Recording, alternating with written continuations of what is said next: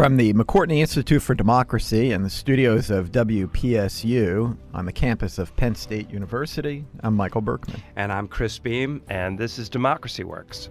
Chris, we have a special guest today. Yet again. We should just say special, level 9 special or something. I don't know. Anyway. So, and a friend of yours. Yeah. Terrific human being as well as an astute observer of American politics. E.J. Dionne is a columnist for the Washington Post. He's got a position in government studies at the Brookings Institution and as a professor of public policy at Georgetown. So he's a real slacker when it comes to work. But in any case, you read his columns, you just know he's really well read. Right.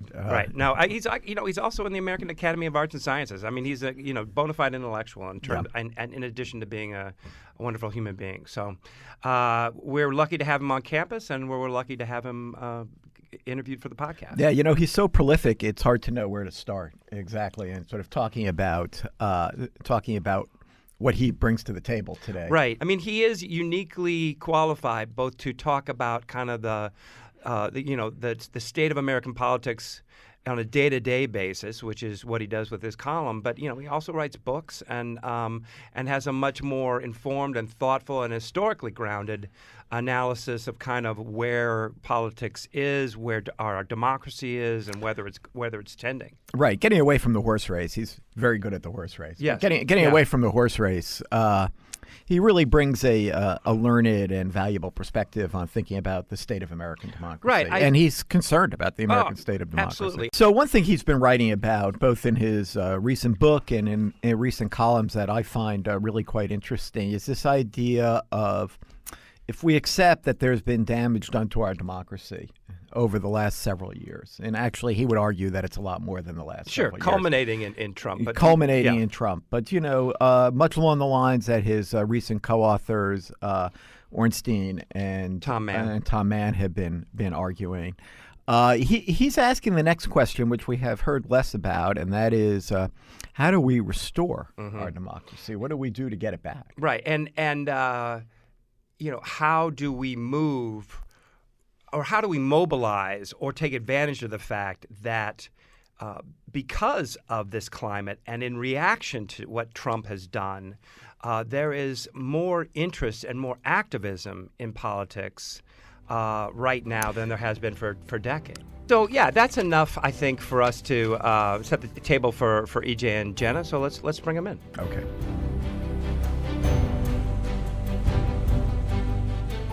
This is Jenna Spinelli here today with E.J. Dionne. E.J., thanks for joining us on Democracy Works. What a joy to be with you. Thanks. So, E.J., you have kind of a unique vantage point in that you study and comment on it and write about both the day-to-day kind of horse race of politics and government and also the longer trends of history and democracy. So I'd like to talk with you today about a couple of the places where those two things intersect. Starting with the months leading up to the 2018 midterms, you and your co-authors, Tom Mann and Norm Ornstein. In One Nation After Trump, wrote that you called for a partisan response to achieve the nonpartisan goal of returning a sense of legitimacy to our politics. So can you tell us what you meant by that and whether you think it's been successful since the midterms? I think it's been partially successful. Our point was that Trump had done something to our politics that was very dangerous and needed to be reversed. And given that the Republican Party had chosen almost to a person, with a couple of exceptions in Congress, to support Trump, the only way to hit back, to create any sense of accountability, was to give at least one House of Congress to the Democrats. We made the point that way because there are a lot of people out there who aren't necessarily partisan Democrats, who aren't necessarily liberals or lefties, who believe that there are abuses here that need to be checked and a threat to democracy that needs to be reversed. And that's exactly what happened. And I was struck that the margin in the election of nearly 10 million votes for the Democrats in House race, I think it was 9.7, compare that to Hillary Clinton's popular vote margin of 2.9 million. That is a big shift in the country in 2 years, so that I think it was the country sending a message. And yes, the Republicans gained some Senate seats, but those were within their base. Where they suffered were swing areas, including areas that the Democrats hadn't won in quite some time. Right. So is that the strategy or the approach that should continue into 2020? Right. Well, I think there is my view is that the Republican Party has moved to a point where it needs a real rebuke in order to look inside itself and say, is this where we want to continue to be? I always say that my dirty little secret in life is that I was a teenage liberal Republican. And I think it's a dirty little secret because I think the most boring thing you can be as a teenager is a liberal Republican. I always say that because I have become so critical of the Republican Party and feel that way that I like to underscore, this does not come from a kind of bigotry. It comes from or sheer partisanship, although there's actually a case for partisanship. We can talk about that. But it comes from a deep disappointment that a party that gave us all sorts of people, who gave us the civil rights laws, who gave us the Voting Rights Act, are now suddenly in a position where they're engaged in voter suppression. This is a kind of complete reversal of the old party of Lincoln, but more recently of the party, the pre-Goldwater party of the 1960s. Mm-hmm. So do you see any signs that might change heading into 2020? And if not, what happens to the people who are conservative but don't maybe align with where the Republican Party is currently? Well, I think there are still a lot of conservatives who made a deal that they think is still worth making on behalf of low taxes, deregulation, and court appointments.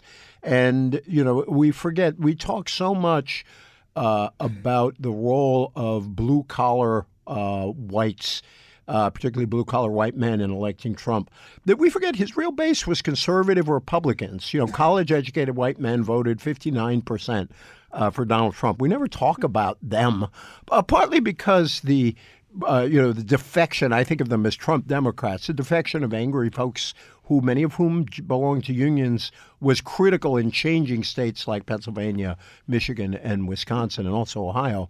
But we forget that Trump base is still there. But I think for people, the Democratic coalition is now ranges from Democratic socialists all the way over to people who would have been moderate or liberal Republicans in another time. If you look at some of the districts that the Democrats won around suburban Philly, in New Jersey, in California, all over the country, these districts that would happily 30 or 40 years ago have sent a moderate Republican to the House are now sending Democrats. And so I think that creates a really interesting argument inside the Democratic Party because there is, I think, some common purpose there, but there are very different, not only viewpoints, but backgrounds, a sort of pre-politics to these arguments. Yeah, and we've talked on this show before with Lara Putnam, who has, as you know, I think did some work with Theta Skocpol about the kind of rise of grassroots organizing. So that's also been kind of interesting to see,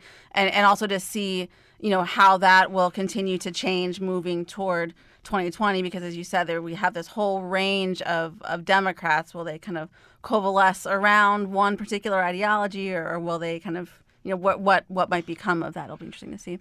I joke sometimes that if Trump doesn't destroy our democracy, he might help save it, because not from his intention, but the amount of organizing in places and among people who had not been heavily involved in political organizing before is astonishing. The research by Theta Skocpol and Lara and my Brookings colleague Vanessa Williamson is really fascinating because it shows that people who had not been involved in politics before in places that had never seen Democratic or left of center, center left organizing before have suddenly leapt into politics. You saw that early on.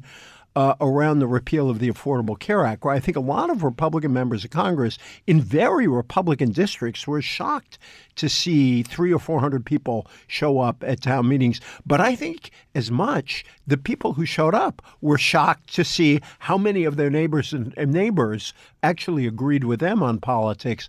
And so I think that when you combine, and Theda has made this point, that when you combine the new engagement during the Tea Party years and now the new engagement during the Trump years, you have a degree of political participation we have not seen in a long time in our country. And in the long run, I think that could be very good for our democracy, because a lot of these folks are not, they have strong views, but they're not ideologues. They really care about the state of public life. And what bothers them about Trump is policy, yes, in many cases, but also a sense that he is autocratic and that he is sort of beneath the dignity of a democratic country. That's a lot of these folks are women. A lot of them come out of the mainline Protestant churches. It's a really fascinating movement. Yeah. In One Nation after Trump, you also called for making America empathetic again. And I'm wondering, in the year and a half or so since that book has come out, if you've seen any signs to signal that might be happening. You've actually seen it. Go back to the number of people who rushed to the airports over the Muslim ban, and people, who may not have met a Muslim in their life said, wait a minute, this isn't who we are. Or you look at the reaction to the kids being taken away from their parents at the border. And I also think on the other side of politics, and you're hearing it in the presidential campaign, people are much more aware now than they used to be, even though they should have been, of the suffering in factory towns all over the industrial belt, from here in Pennsylvania all the way west. And I think that there wasn't that sense of, my God, there are our fellow Americans who are going through a lot that people in the more affluent areas didn't see. So I think we've taken some steps forward, but we have a lot of work to do. That line, that the sort of pages in the book were initially inspired by an event I did with David Brooks, whom I'm on NPR with a lot, and is my old friend, before one of the Republican debates. And I just blurted out to the crowd, if I had a hat, my hat would say, let's make America empathetic again. And this very nice man in the crowd came up to me and said, I love that. You'll hear from me. And 3 weeks later, I had a perfect replica of the Trump hat that said, make America empathetic again. So I always loved that man for memorializing it. It looked too much like the Trump hat for me to wear, but I treasure it. Yeah. So what can people do to develop that sense of empathy, or to try to make some of those strides in that direction? Your own Chris Beam gave a TED Talk in which he said we needed people needed to do three things. They needed to tell the truth. They needed to engage in democratic humility, which is his wonderful concept about understanding the limits even of your own point of view and the way it's conditioned by where you come from, and also join an organization. I've been thinking about that, and in a funny way, join two organizations. Join one organization to further your political goals, to be engaged. Join another organization that has nothing to do with politics, where you might, of the nature of things, encounter folks who may have different politics. I think one of the terrible things about the Trump age is that the division is so deep that friends who disagree about politics don't even talk about politics anymore because they're afraid of busting the friendship. I had a dear Republican uncle who passed away some years ago. He and I spent 35 or 40 years arguing about politics, and it was fun for us, and we could really get heated. You could tell how badly we were divided as a country by how heated he and I got. I swear if he were around today, I'm not sure we could do it. And that sort of pains me because if you can't even argue about politics anymore, we have a problem. So I think the other thing is to model a different kind of arguing with people. I am very fond of Christopher Lash's great essay, The Lost Art of Argument, where he argued in real argument as opposed to just people yelling at each other. you have to enter imaginatively into the ideas of your opponent, if only to try to refute them. But in the process, you put your own ideas at risk. We don't have arguments where anybody puts anything at risk anymore. And we've got to figure out how to do that again. And why do you think that is? Why do you think it's so hard for people to have constructive arguments? Well, I think my friend Mike Tomasky writes about this some in his new book, if we can keep it. I think some of it is our allegiances are all aligned together in a package. So people's political commitments, people's party commitments are aligned with their ideological commitments, are often aligned with their religious commitments. That includes people who are religious or secular, combined with where they live, the big sort argument. And so many things combine in one. And party has come to stand for a whole series of things. My friend Mike Gerson, the Washington Post columnist, has a great column today where, soteriology, which is sort of a wonderfully abstract word about salvation, has been replaced on the right with eschatology. But he argues that, politics has become religion for so many people. So it does seem like the left and the right are both kind of united around this idea of bringing back civil society. We've been just been talking about some of that, the whole kind of join something mentality. You guys talk about it in One Nation After Trump. Ben Sass talks about it in his new book. I'm wondering that, though, a lot of these appeals seem to be backward looking. So if only we could get more people to join the PTA or, whatever the group is. I'm wondering how that squares with our technology landscape today, how you kind of make civil society work given the world we live in today. Well, two things about that. One, on civil society, I am a big fan of it. I think we people need ways in which they can get together face-to-face and do things together. Sports teams are part of that, by the way. There is enormous life in civil society where kids' sports are concerned, even if sometimes people can be nasty in kids' sports, but usually not.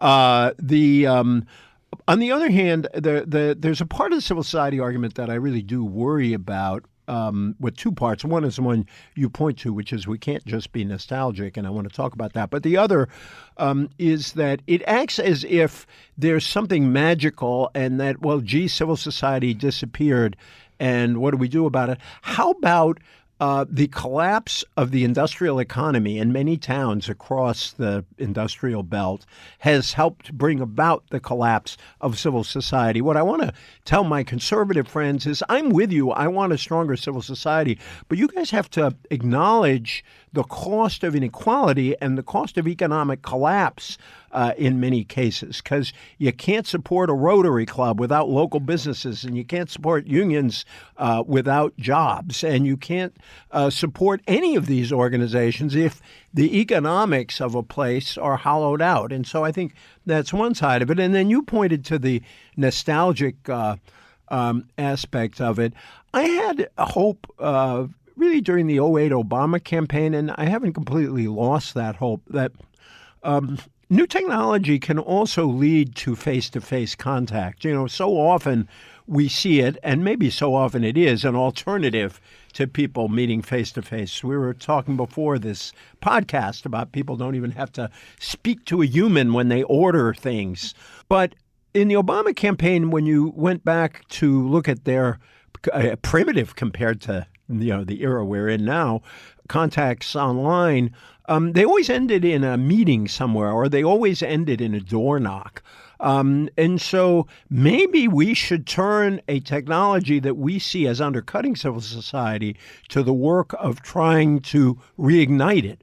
Because if nothing else, the online world ought to be very compatible with organizing, conducive to organizing.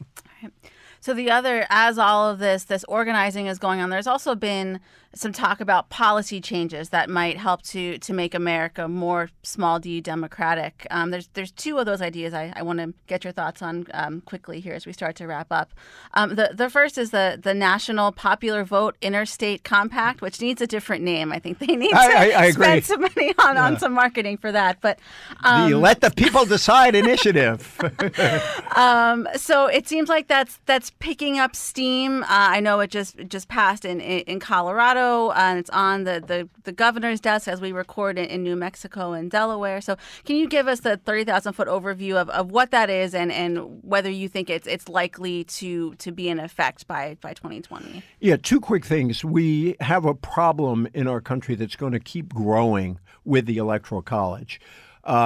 We have had just since 2000 two elections where the Electoral College went against the popular vote. In the last election, a popular vote margin of 2.9 million, which is a lot of people. It wasn't a huge margin, but it's still a significant margin for Clinton. And yet Trump won the Electoral College. And, of course, Bush won the Electoral College in 2000 in an election with all kinds of issues down in Florida. The way in which population is getting concentrated in big states, the overrepresentation of low population states in the Electoral College will get even greater. There's studies show that 70% of us will live in 15 states, which, by the way, means 70% of the population will have 30 senators. This is also a problem for democracy, and you can't change the Senate very easily under the Constitution.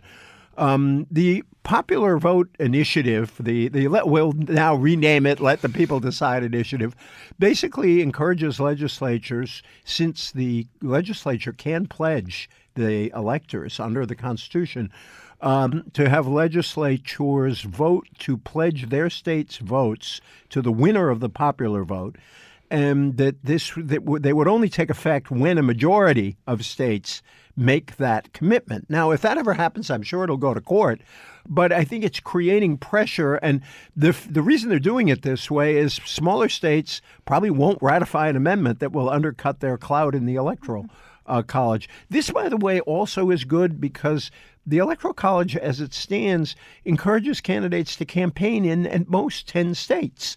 And here in Pennsylvania, where we're sitting, it's good for Pennsylvania because Pennsylvania is seen as a swing state.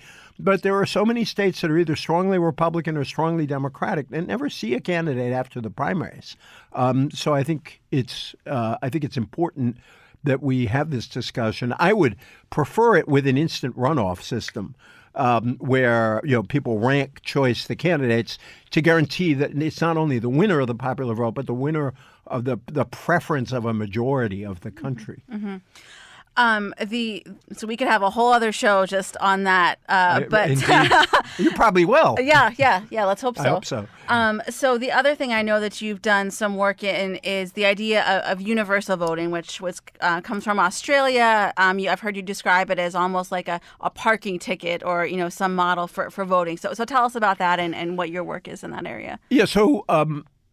Australia has what you might call compulsory attendance at the polls. It's important to put it that way because people don't have to cast a vote if they don't want to. They can draw Mickey Mouse or anyone else on their ballot. They can throw their ballot in the trash. They just have to show up. And I'm working on an initiative with Miles Rappaport up at the Ash Center at Harvard on this, where we're trying to see what would this look like if we did it in the United States. Now, my friend Bill Galston and I, who wrote a paper on this, chose universal voting, partly obviously because Americans don't like the word compulsory, but partly also to say, look, if we can't get to the Australian system, which, by the way, works very well, we would still like to get closer to the point where almost all Americans vote. So this is as much about tearing down the barriers to voting as it is to creating this system of requiring people to vote. In Australia, it's the cost of the fine is somewhere around, if I remember correctly, around $20, $25. It's varied a little, but it's not an onerous fine. But it's just a message, and most Australians obey the law. And our theory is if you can ask people to serve on juries, if you can ask people, for goodness sake, to potentially give their lives in war, then asking people to vote is not an over ask for civic life. But finally, it reverses the role of local officials. They can't suppress the vote anymore. Their job is to help make it as easy as possible for all the people in the country to do their civic duty and to obey the law. And so I'm most interested in this because I want to stop any efforts locally to prevent people from voting or making it harder for people to vote. Yeah. So would this also have to come in conjunction with some other reforms? Because if you think about it just as like we're going to have a $20 or $25 fine for people who don't vote, it seems like that might impact the people who are disenfranchised or who can't. Amen. Who No, can't that's make it to the exactly polls. right. Yeah. In fact, again, every reform that you would want, like election day registration, automatic registration, ending the ID laws, all the reforms you'd want to put in place to make it easier to vote have to be preconditions of this. And so if we got all of those without the compulsory vote, I would be pretty happy because I'd like us to move in that direction. There was a study that just came out within the last couple of days that showed that all of these various changes, a lot of states, we've talked a lot about the states where voter suppression measures have passed. A lot of states have passed laws to increase access to the ballot, and they've actually worked. They've increased turnout. They've increased registration. So I see this as a way of moving in that direction, and then we can have a debate over whether we go to the Australian system and sort of say, citizens have the privilege of voting, but they have the right to vote, and it's also an obligation to vote. So, EJ, we're going to end, as we always do, with our 4 Mood of the Nation poll questions. So, thinking specifically about American politics, what makes you angry? I think what makes me angriest is we can't talk about economic inequality in ways that encompass African Americans in the inner city, white working class voters in Erie, Pennsylvania, or or Reading, or all other kinds of blue collar areas. And that the result is that injustices continue to sit there against very different kinds of Americans who somehow, I think, should find themselves on the same side of a lot of questions. And what makes you proud? I'm proud that we're still hanging on to our democracy. I am proud that over our history, we have, on balance, gotten better rather than worse, even though we've had moments of setback. I love the old Churchill line everybody quotes: Americans always do the right thing after first exhausting all the other possibilities. And I think we move forward as a country in the end. What makes you worry? The president makes me worry. A kind of authoritarian, autocratic sense he sometimes conveys. Just last week, from when we're talking, he talked about having the military on his side, the police on his side, the bikers on his side. What does that say about his attitude toward democracy? Is he thinking about Chile in 1973 or Spain in 1930? This really worries me. Finally, what gives you hope? The incredible activism all across the country, all across age groups. The new generation gives me a lot of hope, not just because I have kids in that generation, but also I teach students in that generation. But the activism in every part of our country tells me that not only is democracy not dead, but citizens, see the ways in which democracy gives them openings to change the country. We will leave it there. EJ Dionne, thank you so much for joining us today. Thank you.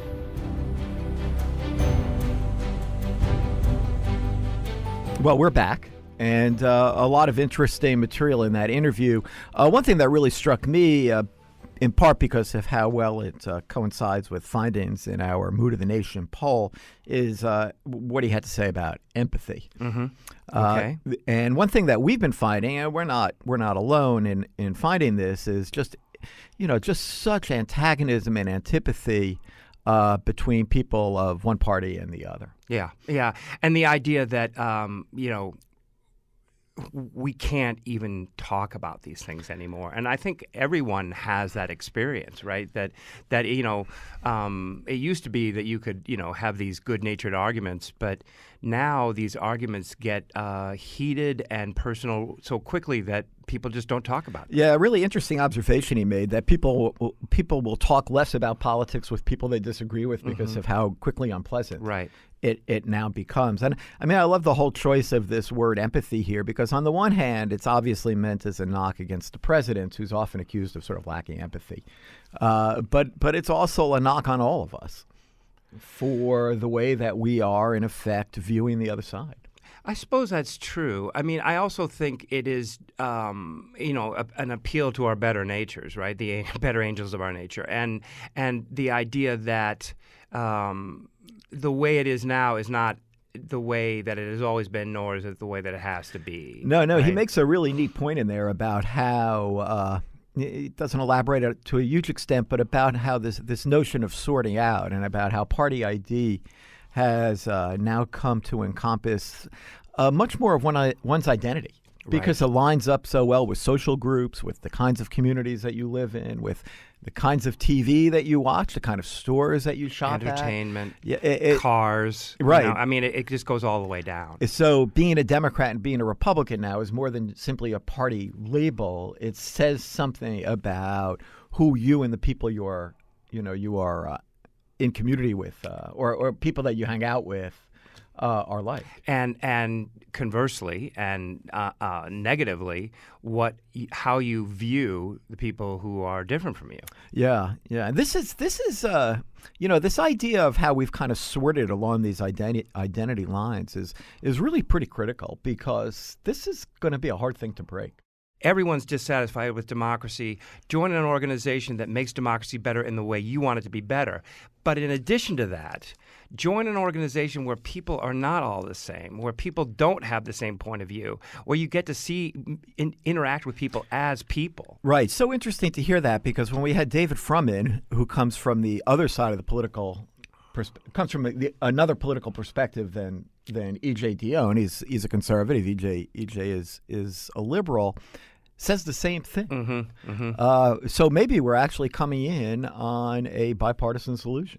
Well, or at least a bipartisan direction, Yeah. or at least the idea of this is what has to happen. However it happens, we have to get past the idea of seeing folks in the other party as enemies. Right, but it's fighting huge forces. In terms of social media and the whole current media environment, and how it sort of silos people, and then political parties are having the same sort of effect.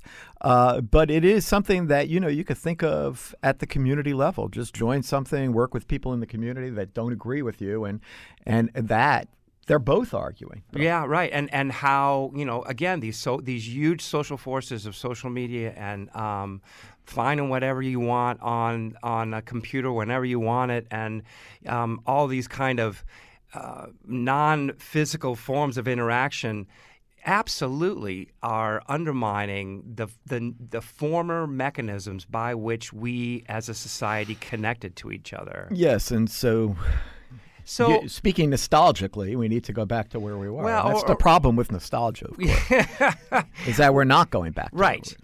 But I think what both he and Frum are arguing is that, there are things within our civil society that need to get done, that we need to do, that will put us into contact with other people. And so we don't have to be so intentional about it. So people that are not on campus today and won't have the opportunity to see EJ when he speaks later this afternoon, is there a way to watch his talk online? Yeah, it'll be online. The link to the video of his talk will be in the show notes. Absolutely, but that doesn't mean you should not go to our webpage. You Right, should be doing that anyway, Yeah. regularly. All right. Enough self-promotion from the McCourtney Institute for Democracy. I'm Michael Berkman. I'm Chris Beam. This is Democracy Works. Thanks for listening.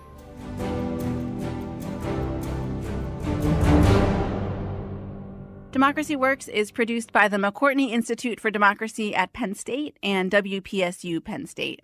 Our hosts are Michael Berkman, Chris Beam, and me, Jenna Spinelli. Andy Grant is our engineer, and Mark Stitzer is our editor. Additional support comes from Emily Reddy, Shireen Stanford, Craig Johnson, and the rest of the team at WPSU. For detailed show notes and discussion questions for each episode, visit our website at democracyworkspodcast.com. And if you like what you heard today, please consider rating or reviewing us wherever you listen to podcasts. Thanks for listening.